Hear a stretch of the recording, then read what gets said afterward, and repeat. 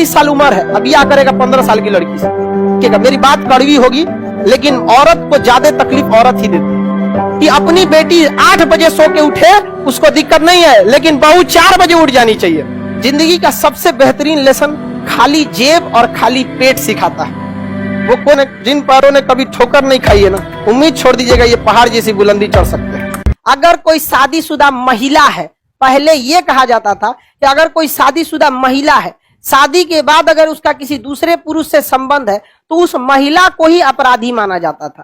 तो महिलाओं ने केस किया, केस कोर्ट में कहा कि अगर शादीशुदा पुरुष है और वो अगर किसी से संबंध बनाता है तो ये उस पर भी एप्लीकेबल होना चाहिए, या तो इसे हमारे पे भी हटा दीजिए या तो उस पर से भी एप्लीकेबल कर दीजिए। ये मांग गलत नहीं, किसी एक को आप नहीं कह सकते यहाँ पर। तो कोर्ट ने कहा कि 497 अब एप्लीकेबल नहीं है। अतः कोई शादीशुदा पुरुष है, उसका भी किसी से संबंध है, अगर एक्स्ट्रा मैरिटल अफेयर है तो ये अपराध की श्रेणी में नहीं मानेगा। और अगर कोई शादीशुदा महिला है, उसका भी एक्स्ट्रा मैरिटल अफेयर है तो अपराध की श्रेणी में नहीं माना जाएगा। लेकिन इस घटना को तलाक का एक ठोस कारण मान के तलाक दिया जा सकता है। समझा गया कि नहीं? तो अब अगर किसी महिला का किसी दूसरे से संबंध है तो वह व्यभिचार की अपराधी नहीं है, हाँ, लेकिन उस बेसिस पर उसे तलाक इजिली मिल जाएगा। अब 497 तलाक का एक सॉलिड कारण है। समझ में आ गया कि नहीं आ गया? किसी को दिक्कत? नपुंसकता भी तलाक का एक क्या है? कारण होता है। नपुंसकता तलाक का क्या होता है? कारण। अब देखिए, पहले होता भी था नपुंसकता का बहुत 40 साल उम्र है, अब ब्याह करेगा 15 साल की लड़की से, तो जाओ 10 साल जब तक ये बड़ी होगी वो रिटायर हो जाएगा। नहीं समझ में आया? तो नपुंसकता में चल जाएगा, तो इस पे बेचारी लड़की का लाइफ खराब होगा कि नहीं? तो नपुंसकता के आधार पर वो कोर्ट में कह सकती है कि हमको इससे क्या चाहिए? बुढ़ऊ से तलाक चाहिए। किसी को दिक्कत नहीं। ये चीजें गलत है। आप समाज में किसी लड़की का जीवन जी के देखिएगा कितना टफ है। आपके माँ बाप आपके लिए आराम से 5 साल 6 साल छोटी लड़की लाएंगे और खूब अच्छा से उसको लोग अच्छा तारीफ करेंगे, बड़ा अच्छा दुल्हन लाए हैं। लेकिन गलती से अगर किसी लड़की का हस्बैंड, अगर लड़की 5 साल बड़ी हो गई और हस्बैंड 5 साल छोटा हो गया, कह देंगे माई उठा लाया है। तो उसको काहे नहीं कह देगी कि इसका बाप उठा लाया है? समझ में आया कि नहीं आएगा? ये चीजों में काफी ज्यादा मतलब भेदभाव। समझ में आ गया? ये हमारे यहाँ पे इस चीज में धीरे धीरे सुधार हो रहा है। जैसे अभी लड़कियों के लिए शादी की उम्र 21 साल। समझ में आ गया कि नहीं? लेकिन इस पर कोई सॉलिड चीजें काम नहीं की गई। समझ में आ गया कि नहीं? 21 साल शादी की उम्र करने से कहीं ज्यादा बेहतर था आप कह देते कि शादी के लिए ग्रेजुएशन अनिवार्य है। समझ में आ गया? फिर वो अपना अधिकार लड़ के ले लेती, उसको नहीं बोलना पड़ा। अरे 21 साल में तो पीजी हो जाता है, तो आप 21 साल से अच्छा था कि आप कह देते पीजी अनिवार्य है। तो गरीब लोग कहते हैं हमारे पास पढ़ाने का पैसा नहीं है, तो आप फ्री भेज दीजिए, नहीं तो दिल्ली भेज दीजिए, एजुकेशन फ्री है कि नहीं? यहाँ पर तो महिलाओं के लिए हम तो कहते हैं पुरुष के लिए पढ़ना कंपलसरी हो ना हो, लेकिन महिलाओं के लिए बहुत जरूरी है पढ़ना वहां पर। क्योंकि अगर एक माँ पढ़ी लिखी है तो बच्चे को कभी बिगड़ने नहीं देगी। बाप को इतना फुर्सत कहां मिलता है? आप अपने पिताजी से ज्यादा सीखे हैं कि माताजी से? माताजी से सीखे हैं लोग, पिताजी से तो समय कहां रहता है पिताजी के पास। तो ये जरूरी होना चाहिए। तो महिलाओं का लाइफ काफी टफ है। जितना में वो सरवाइव करती है ना, उतना में आप नहीं झेल पाएंगे। वहां सोचिए, बेचारी उसके उस घर में चली जाती है जिस घर में उसकी सास कहती है पराये घर से आई है, और माँ पहले से पाल के रखती है ये कह के कि दूसरे घर जाएगी। कौन है उसका घर? समझ में आ गया कि नहीं आ गया?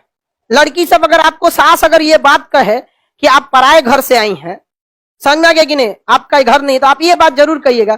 तब खान सर ने ये बोला था कि अगर पराये घर से आई हैं तब तो आप भी पराई हो गई, हम आपकी रिस्पेक्ट क्यों करें? अपने पे मत लीजिएगा, हमरे पे फेंक दीजिएगा।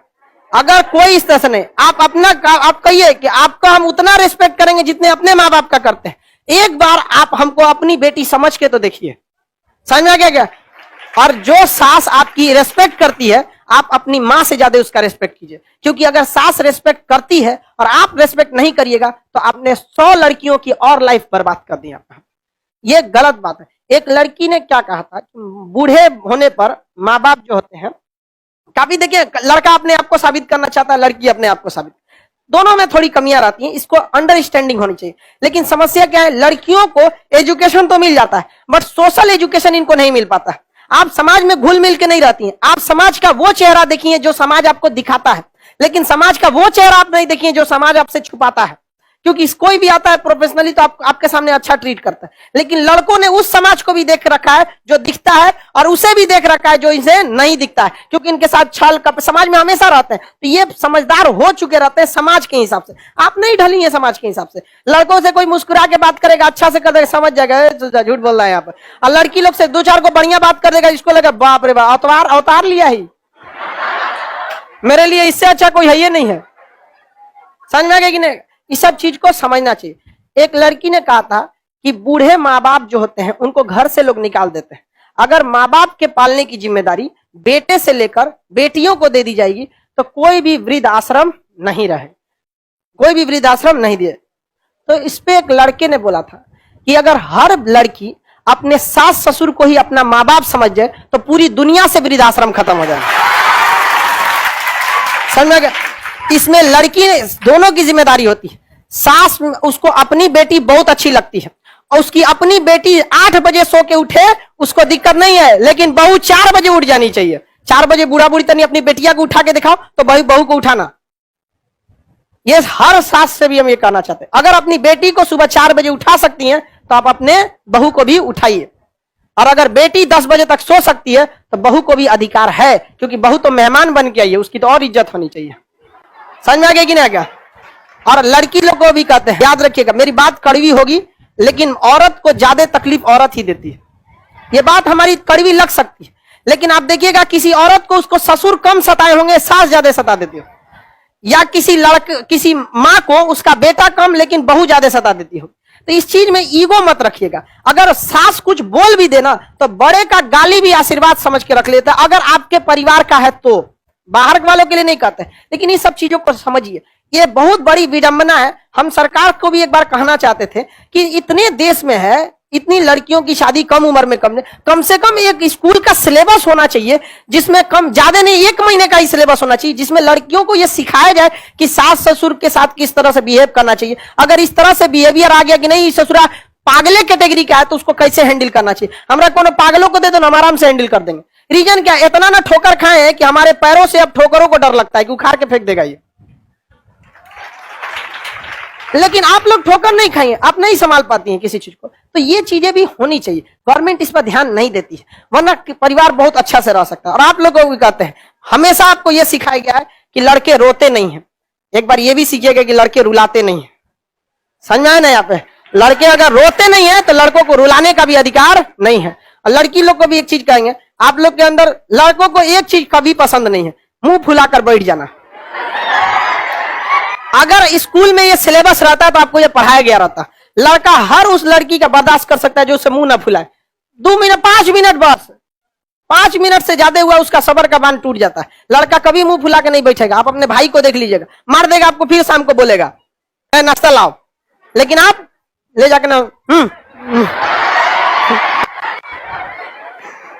समझ में कि नहीं? आपने बोल दिया अपने से, आप उसको मार लीजिए 2 लाठी, वो आपको माफ कर देगा, आपको नहीं बोल। लेकिन गुस्सा मुंह मत फुलाना लो, ये लड़कों को नहीं। आप लड़का लोग बताओ, आपको 2 लाठी पिटाना पसंद है कि मुंह फुलाना? ये करा 5 लाठी। तो लड़की लोग समझो, आपके माँ बाप इसको सिखाते हैं, ये जिम्मेदारी हमारी नहीं है।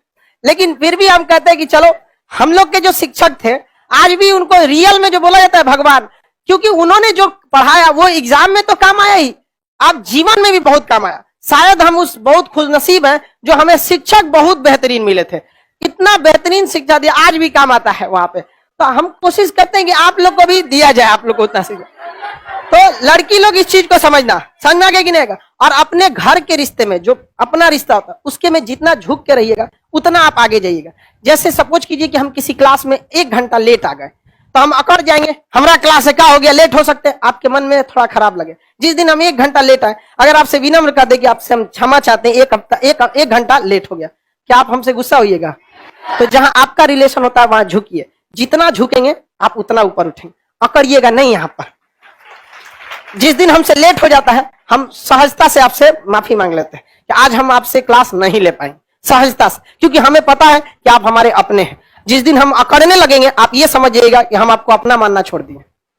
डिसिप्लिन अलग चीज है कि गलती करिएगा तो डांटना पड़ेगा, वो एक डिसिप्लिनरी चीज होती है, वो जरूरी होती है। लाइफ सब लोग को ये बात कहते हैं, लेकिन आप लोग इसको समझिए, माँ बाप की जिम्मेदारी होती है। लेकिन गवर्नमेंट को भी सोचना चाहिए कि लड़कियां हैं, देश का हिस्सा है, इनको अच्छे से सिखा दिया जाएगा तो आगे बढ़ जाएंगे।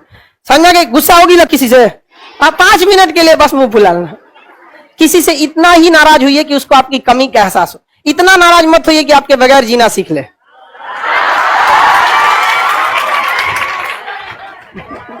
चलो तुम लोग यहाँ पढ़ाई कर यार। सब देखो कचरा क्या कर रहा है सर, थैंक यू सर, सिखा तुम लोग को रहे, आई थैंक यू कर रहा है सर। ये तुम लोग कितना कचरा है। एक लड़की करिए सर, दिन भर क्लास ली जाए।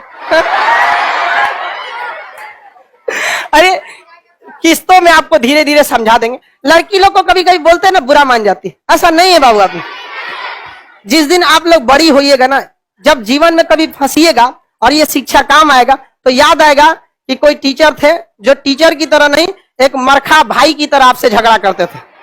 समझ में आया कि नहीं? लेकिन हमारा यही कोशिश रहता है कि आप कभी भी जाइए, जहां रहिए खुश रहिए। आप लोग जीवन में किताबी नॉलेज बहुत ज्यादा काम नहीं आएगा, एग्जाम के बाद आपका व्यवहारिक नॉलेज काम है। समझ में आएगी नहीं आएगा? और लड़का से भी कहेंगे पर्सनल रिलेशन में हमेशा आप झुक के रहेंगे, जितना झुक के रहेंगे लोग आपको उतना ऊपर बैठा के रखें। और करिएगा तो पर्सनल रिलेशन ही नहीं रह जाता। समझ में आ गया कि नहीं आ गया? सास डांट देगी तो तुम लोग क्या लड़ जाएगी? आराम से कर दीजिए, गलती हो गया, हमारा घर नहीं, धीरे धीरे सीख जाएंगे आप। वो बेचारी खुदे रोने लगेगी, यार कितना सीधा मिली हमको। उसके पास भी हृदय होता है कि नहीं? अकड़ जाएगा, अपने बेटिया को नहीं देख रहे, हमने को कहेंगे। सुना देगी कि नहीं सुना देगी? नहीं सुना देगी, बहुत सुना देगी आप। चलो अब देखते हैं आप, याद हो गया कि नहीं याद हो गया? व्यभिचार 300। देखो ये गधा क्या कर रहा है सर, सोशियोलॉजी का भी बैच शुरू कीजिए।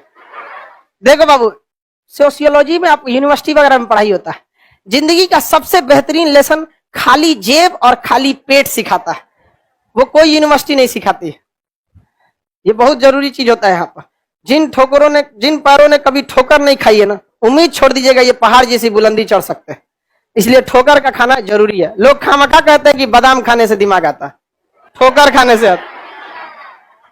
इसलिए हम लोग ठोकर खा गए हैं, हम आपको समझाते हैं कि उसी ठोकर से आप मत जाके लड़ जाइए।